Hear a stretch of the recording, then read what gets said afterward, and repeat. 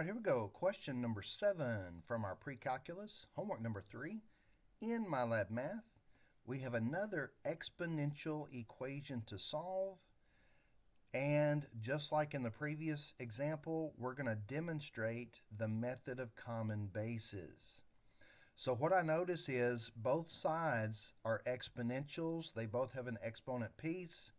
What I want to do is try to get 4 and 16 to match. I want to try to get a common base. So since 16 is 4 squared, then I know I can replace it with 4 squared, and I will have a common base of 4. All right, so what that's going to look like, we're going to replace 16 with 4 squared. Notice all of that is still raised to the 5x. And now if I could draw your attention that we have an exponent raised to an exponent, you need to understand your properties of exponents. In this case, the exponents will multiply. So that will give us 4 to the x squared minus 24 equals 4 to the 10x. And now that we have bases that match, they're going to cancel out.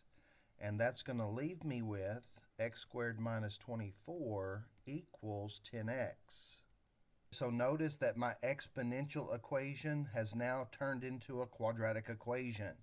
And now we're going to have to use the tools and the techniques appropriate to solving a quadratic. First, we need to set it equal to 0. Moving the 10x over makes it a negative 10x. Making sure that we write our quadratic in descending order. And then we could try to factor. If it will factor, factoring is the fastest way to solve a quadratic. We know the signs are going to be different. We're going to have an x and an x. And then I've got to have two numbers that multiply to make 24 and subtract to make 10. And that is going to be 2 and 12, right? 2 times 12 is 24.